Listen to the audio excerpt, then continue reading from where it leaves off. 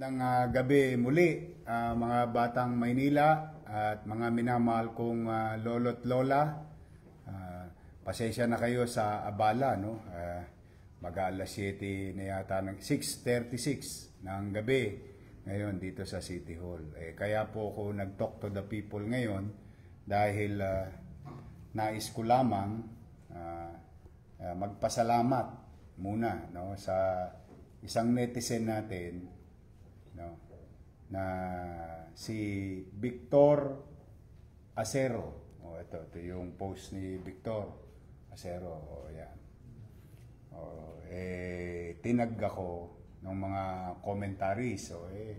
Dahil ito, may ng umaga? Kahapon ng umaga. Sikat na sikat ka na. May isang pong tulongges na tricycle driver o sidecar boy. Ewan ko kung ano tinira nito. Bygone ang tinira nito eh. Ito po yung video. Baka lang napanood nyo na. Tingnan nyo po yung kalsada. Imbis na una, counterflow na. Two-way po yan eh. Yung Quezon, papuntang Herbosa. Hindi ho makadaan yung mga tao na iba rin naghahanap buhay na sidecar boy, saka mga jeepney driver. Inawat ito. Pinagsabihan. Tingnan nyo po ginawa. Atras na, tropa, atras. Atras na kayo. Pinapatras. Hindi tayo makadaan sa pare-pareho. Okay lang daw sa kanya. Hindi sila makadaan. Panginan nyo kayo nga kapag lobat kayo, kahit mabiyahe ha. Lobat? Bakit? Mukhang giyang-giyang ka. Tapos na ba yung tama? Bumaba na? Hindi naman. Ano tinitira mo? Bukod sa Bygone? Ha? Ha? Ha? Nag-iinom ka. Anong pangalan mo? Liklik po. Ha? Liklik. Sarkal? Liklik. Let Sarkal? Hindi. Liklik po. Let. Ba't ang hina ng boses mo ngayon? Dito, lakas-lakas ng boses mo. Ha? Gusto ko lang ipagpasalamat do sa ating netizen na concern, no? Concern siya na may mga ganitong klaseng driver. Ako, sa totoo, habang dinidisiplina ko ang lungsod, ako naman, nilalagyan ko naman ng puso. Inuunawa kong pilit. Tricycle driver, sidecar boy, vendor. Pinipilit ko kayong unawain. Bagamat maraming nagrereklamo sa inyo, pinagkakasya-kasya ko ang pamahalaan. May mga bagay na non-negotiable, o may mga bagay naman na okay, pwede pa natin pikitan ng matayan pero disiplinahin natin. The same thing to tatlong gulong. Marami nagrereklamo na haragan o parang binabaliwala ng mga sidecar boy na katulad ko yung kalsada. O isa na nga to. Let? Liklik po. Lek. Lek ka ng nenang mo eh. Ito po yung tulongges. Gusto ko lang uyarap sa inyo na ito hindi ko kinukonsente. Baka lang nakalimutan ni Leklek na may bago ng gobyerno sa Maynila. Bago pa kumalat-kalat yan kung saan, I just wanted to address yung concern ng ating mga kababayan at saka yung ating netizen na ipinagmamalasakit ang gobyerno ng Maynila, ipinagmamalasakit yung ating mga kalsada at kaayusan. Yung mga katulad nito, ito yung mga dapat na dinidisiplina natin. Paano yan? Nirereklamo ka ng taong bayan. Nangihingi po ako ng pasensya. Ano? Nangihingi po ako ng pasensya sa mga nabala kong driver, sa mga taong hindi makadaan po. Yung pasensya sa bakery, masarap yun. Nakakain ka na ba ng pasensya? Hindi pa. Sabihin mo sa publiko, anong gusto mo? Hoyo? Mahal na yung mga kalugar o kasama kong driver, nangingi po ako ng pangumanin sa nagawa kong kasalanan. Pinangangako ko pong hindi na po ako mauulit yung ginawa ko. Ng mga abala? pangabala sa mga naghahanap buhay o dumadang Eh, ba't mo ba nagawa yun? Anong pumasok sa utak mo? ayaw po nila magparaya eh. Ikaw yung naka-counterflow eh. Counterflow ka eh. Paano yung paparaya? Counterflow yun. Dapat dito ka. Sabi. The two-way yan eh. Two-way yan eh. O yan o, two-way. Ikaw yung naka-counterflow eh. Pero,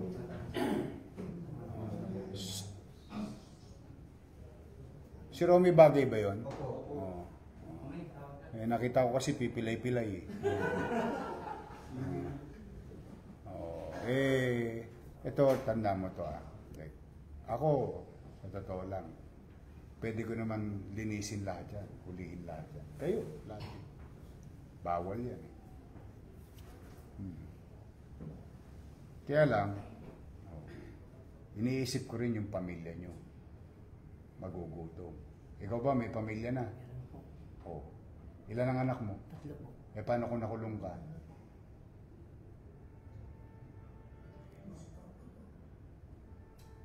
Yun ang lagi mong iisipin. Pag bumabiyahe ka, naghahanap buhay ka. Hindi mo ginagawa yung para sa iyo. Ginagawa mo yung para sa pamilya mo. Nakulong ka na ba? 3 beses na po. Oo. Ilang taon ka sa Hoyo? Puro 1 taon po. Gusto mo maging pangapat? Ayaw mo na. Mahirap ang buhay sa Hoyo, di ba? Sobrang hirap po. Oh, yun naman pala eh. Alam mo naman pala eh. Pinagbigyan ka na ng estado 3 beses. Oh, kailangan pa bang mahuli kita? Talaga bang susunod ka na sa kaayusan? Susunod na po. Ha? Susunod na po. Isipin mo lagi yung anak mo. Swerte ka, nandito tiyahin mo. Oh, pinakikisuyo ka.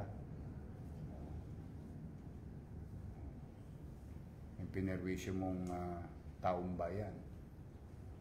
Oh, ito, nahuli po to nila Major Apostol. Kalat na pulis sa Maynila, hindi pa kayo natatakot. Ha? Huwag ka nang ulit ha. Opo yun. Sigurado ka? Sigurado po. O papitik na lang. Ayan. Ha? Siguraduhin mo ha. Sigurado po. Ayan. Nay, halika. O, iuwi mo na tong pamangkin mo. Pagsasabihan mo ha. Lalo na yan. Ayun nga po sir, sabi ko nga po sa kanya, paano kung makulong ka, paano Oo. nga lola mo? Ayun din ang ano ko. May lola din po siyang 80 years old na sir. Ilan taon? 80 po. Oo. Tingnan mo yan. Siya yung... Ang dami palang nakatang sa balikat mo eh. Simpleng bagay lang yan. Oh. Bigay mo na yabang sa kanila. Hayaan mo sila mayabang. Kung sa tingin mo niyayabang ang kanila. Ang isipin mo, pag bumiyahe ka, may pasahero ka, may pang-boundary ka. Oh. Pag may boundary ka, may neto ka. O di may panchicha na kayo. O kaysa mang hold up ka sa Arten, nakita mo sa Arten, araw-araw may inuuli ako. Oh. Di ba? Huwag kang lilinya doon ha.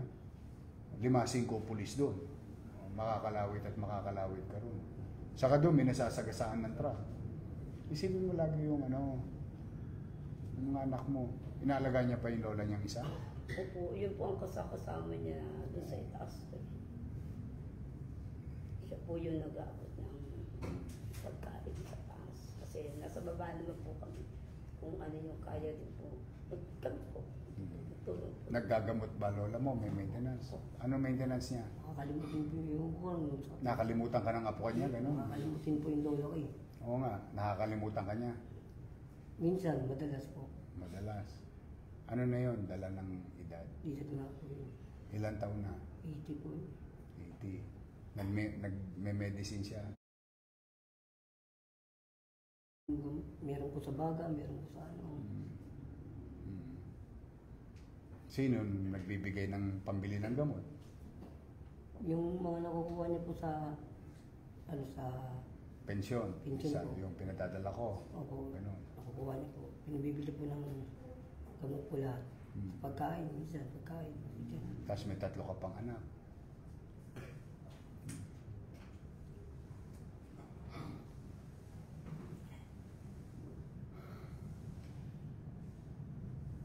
Yung asawa mo nasaan? Hiwalay na po kami. Solo parent ka? Nasa iyo yung bata? Napasyal ko sa kanya pag namamasada ako. Pero nasa iyo lagi? Nag-aaral? Tatlo po. Sa Amado? Sa Quezon po. Sa Quezon?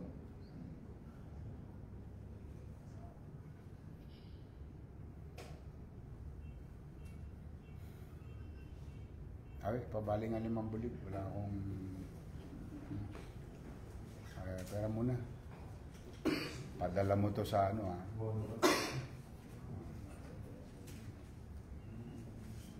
Pengi pang 3. Ay, nangutang pa ako. Nga pala, sweldo ko. 4 na ngayon, ha? Wala pa. Oh. Nay, may maintenance din kayo. Naggagamot ka rin. Wala naman. Ay, salamat sa Diyos. Ilan ang anak mo? 10 na po, sir. Naku, ang sipag ni Mister, ha? Sir, may kambal na. Pero May kambal ano po. Malalaki na. Opo. Ang ano ko po, 25 years old na po. Ilan ang apo mo? Ayun po. 18. 18. Yes, sir. Oh. Oh, bukas, dali mo lahat sa Jollibee, ha? O, ipasyal mo. Ha? Tabi mo yan. Ha? O, ikaw, ha? Hindi mo ko kailangan makita para magka5 bulig, ha? O, huwag ka nang uulit. Kasi sa susunod, Tumatutuloy na ako. o, ihimas ka na. Ano ka na? Mas malamig yon. O, ito, tabi mo ito 5 bulig. Ipasyal mo yung anak mo. Bili mo ng damit. Mariregalo. Magsubi ka. Tapos ibili mo ako ng maintenance ng lola mo. Yung mga binibili niyang gamot. Ano po? Ha? Huwag mong totodasin, ha? Baka mamaya kalawitin mo yung Shopee, ha? Ha? Promise. Promise po yan. Para sa mga anak mo. Sa lola mo. Pag-uwi, ha? Umili ka ng sa, ano? Sa Max. Mga saburi. Manok. Promise mo, ha? Ha? Magtino ka na, ha? May gobyerno sa Maynila. Wala na yung panahon na kahit sino pwedeng pawarde-warde sa Maynila. Ha? Pasensya na po yun. Sa taong bayan ka humingi ng pasensya, hindi sa akin. Nirereklamo ka sa akin. Tamo, nasugatan tuloy si Awi siya.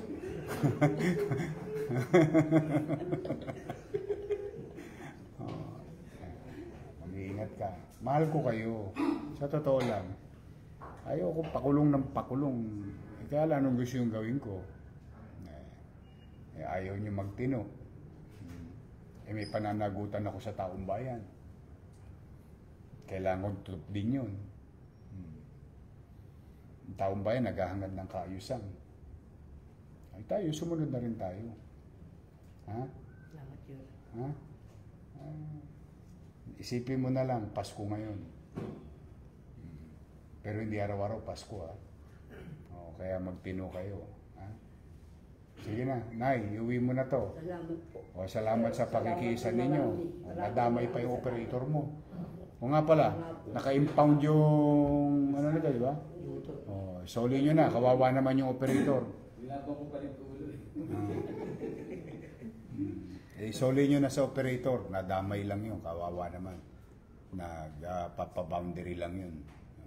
Hindi naman niya kasalanan nangyari. Sige, mag-ingat ka. Ha? Sir, maraming salamat. Alagaan mo lola mo, ha? Kamusta mo ako, ha? Sabi mo sa kanya, I love you. Ha? Mahal ko yung mga senior citizen. Ha? Maraming po salamat sa pagbibigay na paunlak na mag-apologize ang pamangking ko. Sa taong bayan, huwag sa akin. Opo. At asahan po ninyo na hindi na po mauulit yan pagsasabihan ko po. Amoy lupa na yun. Maraming salamat po sa inyo. Mayor, salamat. Mukhang sabi mo ka na hindi naliligo, ha? Ha? Ano mabawasan ang timbang na dito? Hindi, amoy ano eh. Dato puti. Oh. Hindi regalo sa akin to eh. O sa nagregalo sa akin, ha? Pasensya ka na. Para ikaw nasiga sa Quezon. Ikaw ang siga ng disiplina. Ayos ba? Bago ko na. Ito pa isa. Oh, thank you doon sa nagbigay, ha. O yan. O yan. Uwi mo na yan. Maganda yan. Nakita mo sa tindahan binili yan.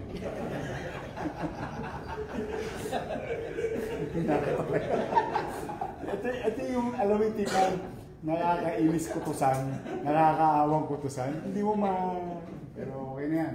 Diyan na yan, ha. Magbago ka na. Huwag ka na mapunta sa hoyo. Okay? O so, ng mga nagbigay sa pasensya na kayo, mas kailangan niya. O, at least, yan na ngayon ng ano. Siga ng Quezon, Herbosa.